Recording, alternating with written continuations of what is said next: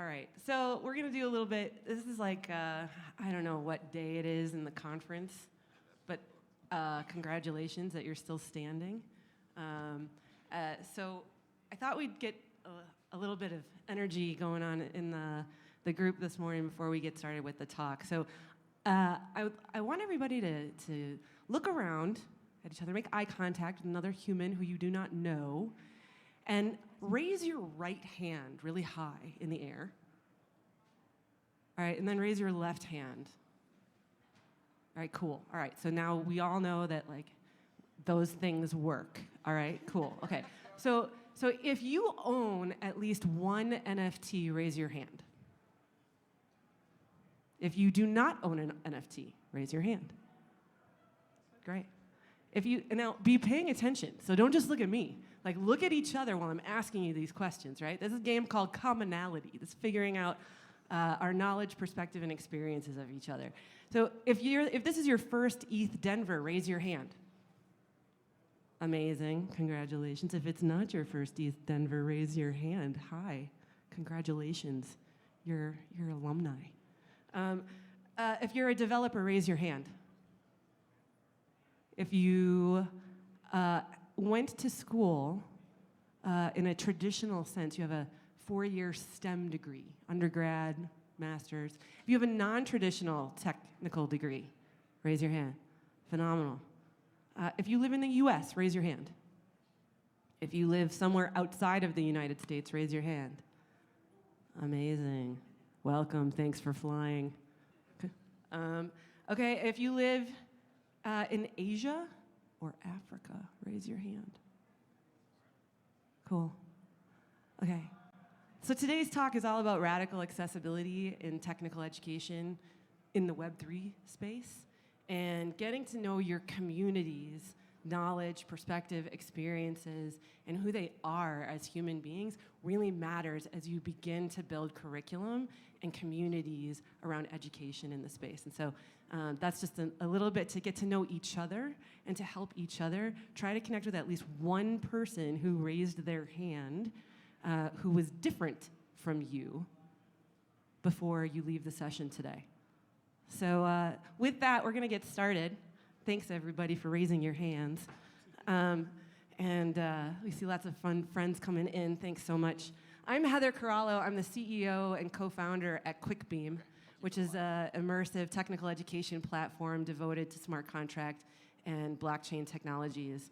I've been in the technical education space for the last 15 years, devoted to diversity in technical education at companies like Groupon, 8th Light, and now I am launching my own show. So thanks very much for having me here in the conversation. And I'm joined by my beautiful friends, Coogan, Lysandra, and Dave. I'll let you introduce yourselves. Hi, everyone. My name is Coogan. I work at Matter Labs. We do ZK Sync Era that the Biddlebucks is running on for our food trucks today. It's my 3rd week at Matter Labs, and before that, I know, can you believe it? I worked at Consensus for 5 years, where I ran Consensus Academy and helped lead in-person technical training and enterprise training, as well as building the Consensus Academy Bootcamp, which ran for 5 years while I was there. So really passionate about education, and we've done a lot of really fun, like really impactful scholarship work with a lot of groups, as well as a lot of enterprise. So I've seen the whole gamut of educational opportunities and audiences and that sort of thing. So excited to talk about that today. Love it. Thank you. Lysandra? Thank you. Hi, everyone. Good morning. My name is Lysandra Martinez. I am the founder of Bloxy and the co-founder of Our Guild. For the last 10 years, I've been a fierce advocate for empowering BIPOC communities through entrepreneurship. Last year, I went down the Web3 rabbit hole by co-founding Our Guild, and Our Guild is a woman-founded, community-owned Web3 initiative dedicated to empowering BIPOC communities through technology, entrepreneurship, and intergenerational wealth creation. And most recently, I founded Bloxy, and Bloxy is a blockchain-based market that allows anyone to commission art while empowering professional artists to generate sustainable revenue doing what they love. It's a pleasure to be here with you today. Thanks, Lysandra. Dave? I'm Dave Hoover. I'm the CEO of a consulting firm called Red Squirrel. I'm also co-CEO of QuickBeam with Heather. I'm here on this stage because I've had a long history of pushing apprenticeship and kind of non-traditional paths into technology. I was a co-founder of Dev Bootcamp, and I wrote a couple books that are available on here for if anybody wants one. Apprenticeship Patterns and Hands-on Smart Contract Development, both published by O'Reilly. And I'm just, the thing for me, that lights me up is unleashing latent human potential. And so anytime I can find ways of helping new people into this space that I really enjoy, especially in Web3, I go after it. And I'm going to be periodically waking my computer back up to bring the slides back. Not that there's any slides, but just so you have us. Thanks, Dave. So there's truly some incredible cryptocurrency and NFT layer Web3 communities that are out there doing amazing things in bringing diversity into the Web3 ecosystem. And Lysandra, your efforts around our guild and the community that you've built is one example of this. But as we drop down the technical layers of the ecosystem, from identity and to application and software and infrastructure, and finally to the base layers of the blockchain, the communities and educational opportunities to participate in those layers become and look more and more exclusive. And just to give you all some stats to sort of set us up here, despite the fact that Web3 has had that promise of improving democratic values and equity in the ecosystem, in terms of gender, only 20% of developers in the United States identify as women. And from an LGBTQ plus community, we are only representing at 8%. In terms of racial backgrounds, Hispanic and Latinos represent 8.2% of developers. Black and African Americans only at 4.5%. And Asians represent 29%. So over half of the developers identify as white. And you can do the math on the difference and the gap that we're seeing across the rest of the intersectionally diverse developers, both in Web 2 and for our conversation that leads us into Web 3 as well. And so while these overall numbers of developers working in Web 2 continues to rise, and into Web 3 continues to rise over time, the numbers of underrepresented groups are actually declining. And so we need to be thinking about what do we need to do from a radically accessible education standpoint to influence the Web3 community and the ecosystem and the solutions that we have the opportunity to build. And so with that, Coogan and Lysandra and Dave, I'd love to hear from your perspectives. What do you think are the biggest consistent challenges that you've seen in both creating communities and delivering technical education in this space over the time that you've been in your roles? Yeah, absolutely. Thank you so much. So it's a really important discussion to be having because I think, as we spoke about when we were preparing for this talk, that the Web3 community, I think a lot of us are here because we are idealist or utopian, and it's a specific kind of flavor, a sort of a techno-utopian. And the context for that is typically efficiency. It's typically, banking is extremely inefficient, or we can make it more efficient in this sort of regard, which when you're talking about it at sort of a high-tech or a conceptual level is interesting and very compelling. However, in terms of addressing societal issues are typically enmeshed in much deeper societal, social, economic structures, which somehow we do not tend to start to address when we're talking about Web3 in this idealistic or utopian way. And again, it's not a problem when we're talking about DAOs or what the metaverse is going to look like in 20 to 30 years necessarily. However, when I've seen projects that I've been involved with myself or been very close to become involved with developing economies in the global south or trying to address economic inequality in the United States, not only do we miss a lot of subtlety and end up alienating a lot of these communities, we are almost guaranteed to make the problems worse in those communities when we come in and do it. Because while we have this very, forward-thinking, very idealistic language, we don't have language for what does systemic oppression look like in everyday life. What does economic inequality, what are the historical precedents there? And typically in the computer science or the tech world, that's seen as distracting. Identity politics, or, this is, just code. Just show me the code and then all will be well. However, that's an extremely privileged view. There's no such thing as an objective sort of framework. Everything has a contextual framework. And when we don't acknowledge that, it compounds it. It makes it worse in those communities.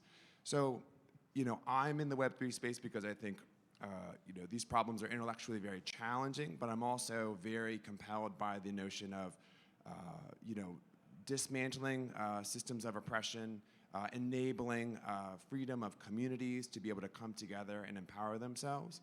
But if we don't have this context, and if we don't have that understanding, we inevitably make those problems worse rather than making them better.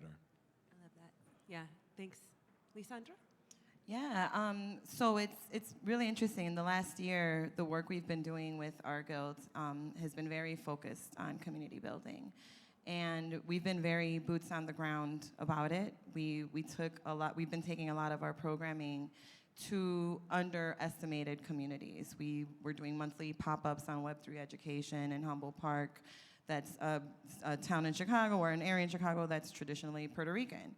And, we weren't expecting for those communities to come to us, right? So that was the first challenge. It's addressing the accessibility from like a practical transportation time level. And then once we were in the communities, what we realized was one of the biggest challenges is awareness, right? A lot of our communities, a lot of BIPOC communities they've heard about Web3, they've heard about NFTs, they've heard about blockchain, but they don't have the privilege of time to DYOR, right? So that's the reason we were going out there and imparting our knowledge, because I understand that time is a privilege, and underestimated, under-resourced communities don't have that. We have to make a lot of choices about what we're gonna do with our time. And so in addition to accessibility, awareness, trust is a huge component of, involving and including BIPOC and underestimated people. They're in a trustless system. You'd think that would be sort of something fun, something attractive, but it's really the opposite, right? It raises a lot of flags. So you have to be very intentional, right, about communicating, repeating, going into those places more than once, and really connecting with them through empathy, through a lens of empathy outside of just the solutions you're trying to bring. And then lastly is practical solutions, right? Like, if you're not bringing a practical solution for a real world problem for people who are dealing with day-to-day challenges, it's not gonna pull them in, right?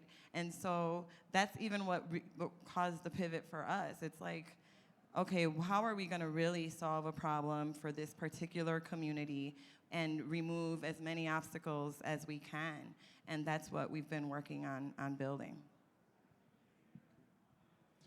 All right, thank you. I want to piggyback on that. One thing I've learned so I've been in software engineering for about 23 years, and just kind of riff on both you all said, is like, if you just kind of go status quo, you're going to end up with the same group of people building stuff.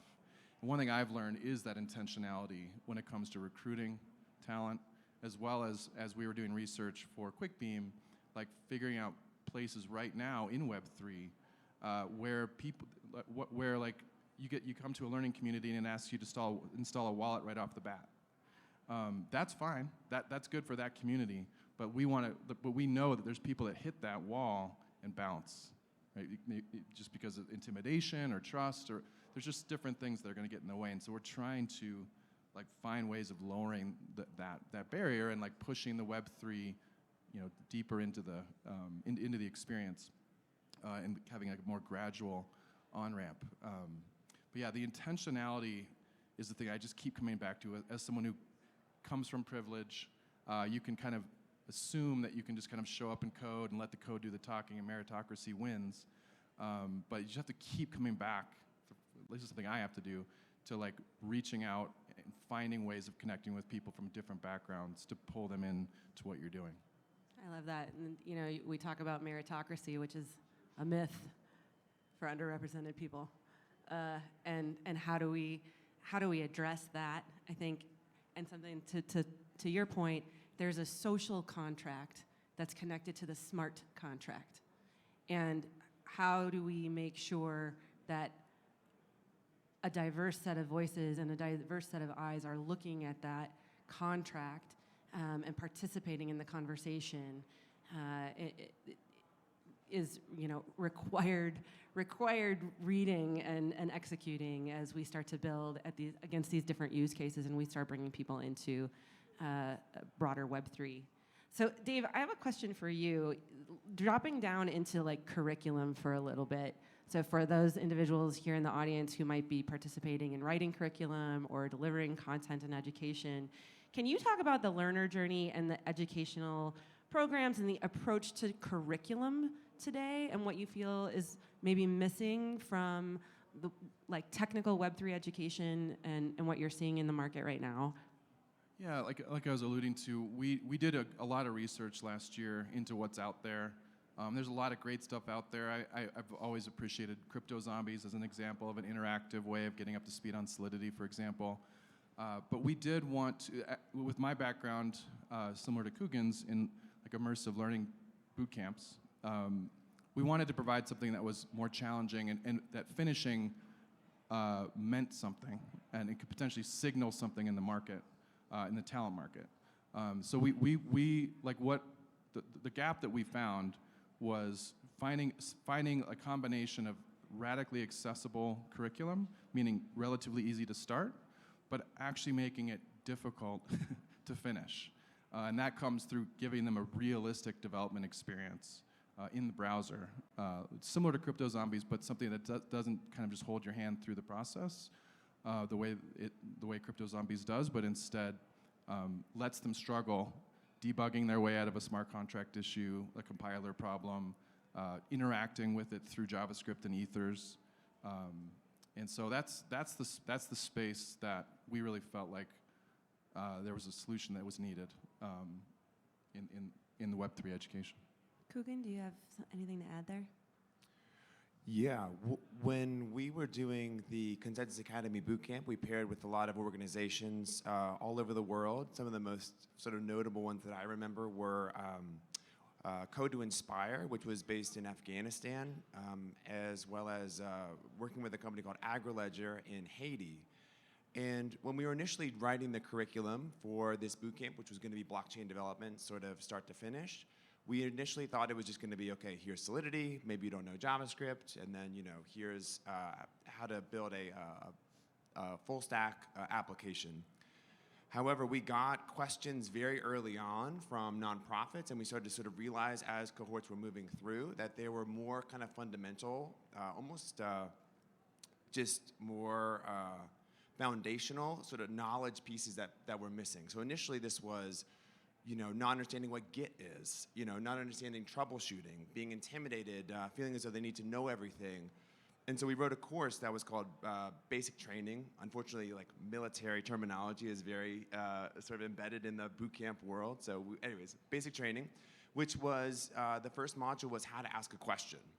And that was really pretty fundamental because a lot of people feel as though software engineering is, you know, I don't know the syntax, I don't know this sort of thing, but any sort of senior engineer is going to be Googling all the time. You know, some of my favorite Stack Overflow questions are how to Google well, or, you know, how to debug a question.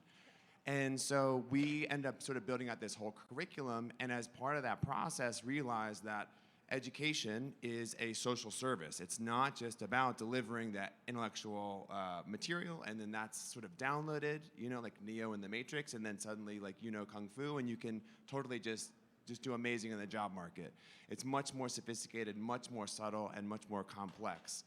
So, you know, we were starting our boot camp from 2021 in September, and we got an email from our colleagues in Afghanistan saying, hi, the Taliban has just taken over, and can we have a 6-week extension on starting our boot camp? And it was like, yeah, you can definitely have a 6-week extension from starting the boot camp. In fact, whatever you all need to be able to get this, do you need laptops? You know, how can we sort of schedule your office hours so they're at times where, you know, the energy grid is power cycling. And so, you know, all these sorts of really things that you don't think about and become, again, just sort of references to the social context in which the education is being delivered is so critical.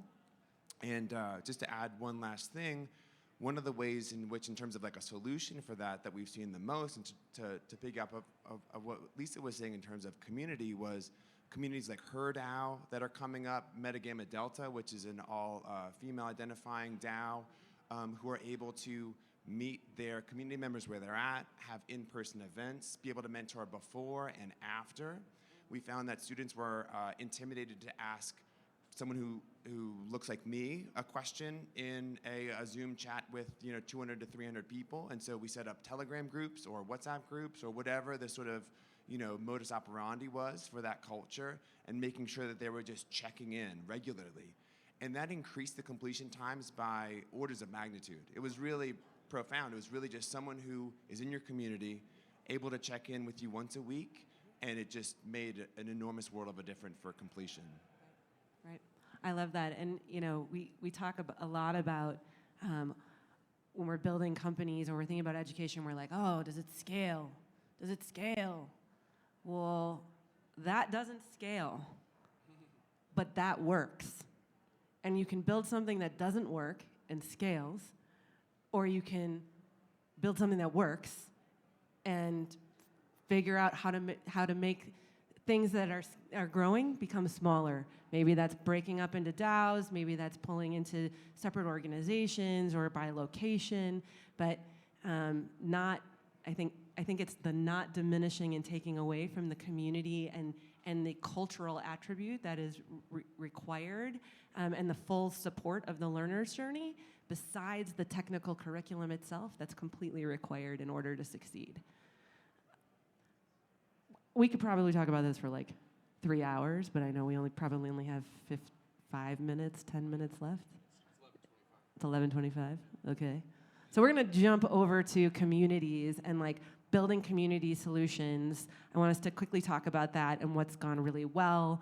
I'm gonna start with Lisandra. You've done an incredible job in Chicago bringing Web3 to the Latina and Latino community and the BIPOC community there. What's worked really well for you if you had to offer these people, any like immediate, like lightweight solutions? Like, what worked for you? I think that the most impactful approach for us was initiating community partnerships, right? The space where we were doing our Web3 education in Humboldt Park is a BIPOC co-working space for creatives, on the main strip of the Puerto Rican neighborhood. So, we reached out to the venue owner there who has the relationships with the community, who has spent years nurturing all of her clients, her community coming to her space, and initiated communication with her and helped her understand the importance of the value of what we were trying to bring, right? And having her buy in and having her communicate and bring in her community members. We didn't pretend that we had those relationships, those pre-existing relationships, but we definitely understood the value of those. And the owner of the co-working space wasn't even Web3 native. She's Web2 native. It's a healing space. It's it's art space. It was educating her also, right? And so initiating meaningful relationships with the people who have those relationships already, empowering them to be the voice, right? I have the knowledge, but I'm not the person who they see every day. And giving her that information to disseminate was very, very effective. Showing up in unexpected places is also been very successful for our strategy, and really just being fierce and just passionate about really creating that access and bringing resources to our underestimated populations. And so being that advocate, creating awareness outside of the communities for the players that are trying to build to come to our communities, right? And so it's working within, working outside to bring in, advocating, elevating, right, the key holders, the gatekeepers for our communities, creating trust, being there in person, showing up, like you were saying, providing the pre and post resources, the basic life skills that complement these elevated concepts and tools we're trying to impart. For us, if our artists didn't understand how to read an artist agreement, don't see themselves as entrepreneurs, then we couldn't teach them how to leverage Web3 to generate revenue and to, really capture the power of royalties that this technology has to offer. So it was not just the tech side, but the basic life skills side as well, and remembering that it's not in a bubble. We're not working in a bubble, and the challenge isn't finding people who want to learn or finding people who want to succeed. It's removing all of the barriers that prevent them from doing that and understanding firsthand what those barriers are, or working with people who do, so that you can create those genuine connections and that genuine motivation to succeed, right? It goes beyond just today. For a lot of our BIPOC communities, intergenerational wealth creation is a big thing. It's not just about my job. It's how are my how are my children, and how is this gonna help them, right? It's thinking into the future, and then just empowering, right? It's, okay, I can get a job if I want to, but can I build my own thing with this? And that's what's most exciting to me about Web3. I'm not from a tech background, but what I'm most excited about is the solutions it brings. And if we can get our BIPOC and underestimated, under-resourced communities excited about the solutions that this technology can bring to them, then we will be able to have them adopt and be part of this revolution. So those are my main points, is how to be successful. Well, I don't know how I follow that. Like, geez Louise. That's beautiful, thank you. Coogan, any final thing to add for you? No, not at all, actually. That was amazing. That was amazing. Yes. I think we have Heather, time. Yeah. Could I add one little thing? Oh yeah, come on, Dave. Well, just the thing that got me into education, I was in software engineering for the first 12 years of my career, and I was reading a book, and it talked about decentralizing education, and I just wanted to mention it because at the time I was like, okay, that sounds amazing, because traditional schooling is obviously to some extent broken in various ways, and that's kind of what drew me into the boot camp space a few years later, and it's amazing to watch now the number of small sharp tools in the learner's tool belt, and the internet provided that itself, but now that we're a little bit more upstream from boot camps with QuickBeam, it's really awesome to watch how these different different learning solutions can fit together. A little bit of what you just were talking about, Lisa, in terms of we're not living in a bubble, and when you're in education, it's not a winner take all, right? It's a huge space, and it's just it's a cool opportunity to be a community of education providers. I wanted to emphasize that. I love that. Any questions from the audience? I think we have time for 2 or 3 questions. If you ask a question, you get a book. It's analog. Your first smart contract book. Yeah, in the back.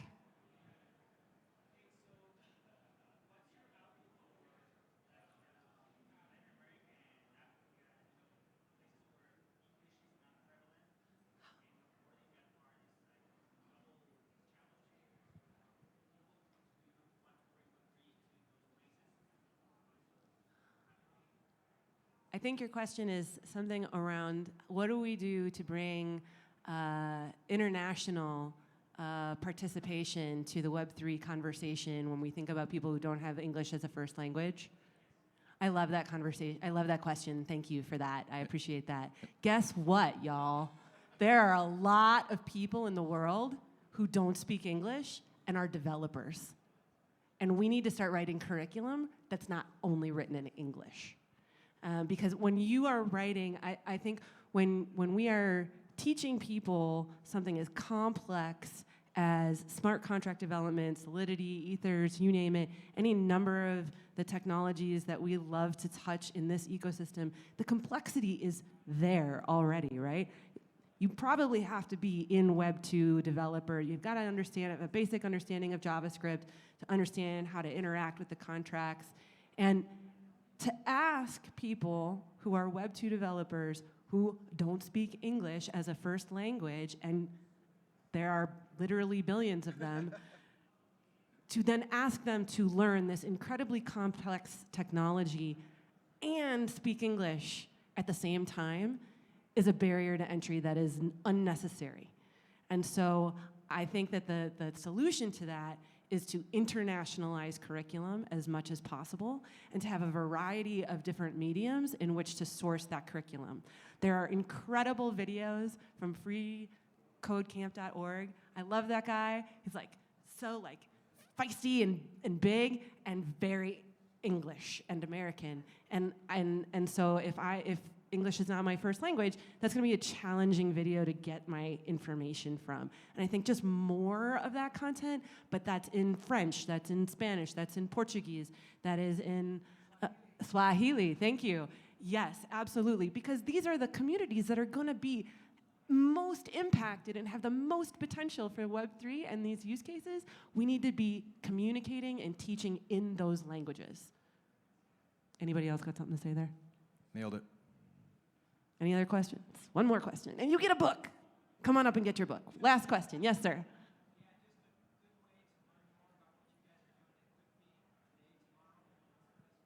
I love that. Thanks for asking. I love that question. Quickbeam.xyz. My marketing director would say, don't tell anybody because we haven't publicly launched yet. It's a public beta.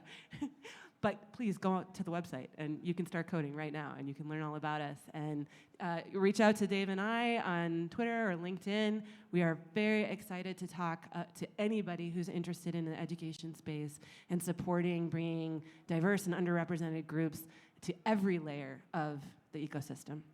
So. And I'll just say, use the ETH Denver promo code to get it much cheaper. ETH Denver promo code. Yeah.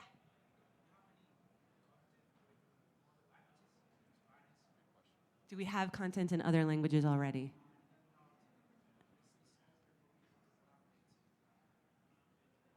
Yeah, talk about, do you at Matter Labs or Consensus, and how did Consensus? Yeah, we do actually. We have a great DevRel person, Antonio, who is Spanish and is doing great translation work there as well.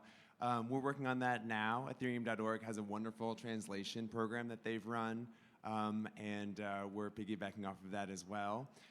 So is QuickBeam. Yeah. What's that? QuickBeam is as well with the Ethereum Foundation. QuickBeam is as well with the Ethereum Foundation. You heard it here first. Shh, don't tell anybody. Thank you for that question. And would you, what? That's Antonio. Oh, hello, Antonio. Well, thanks for all your translation work and doing a good job in the world. Thank you. Hey, everybody, this has been delightful. Our time is up. Thank you very much for coming. Help each other, look at each other in the eye, make eye contact. Like LinkedIn, Telegram, everybody who's sitting here, we're all new to this. And we should all be helping each other move forward. So thanks very much for coming to the show. Thanks, everybody. Thanks, everyone. Thank you. T-shirts and books over here.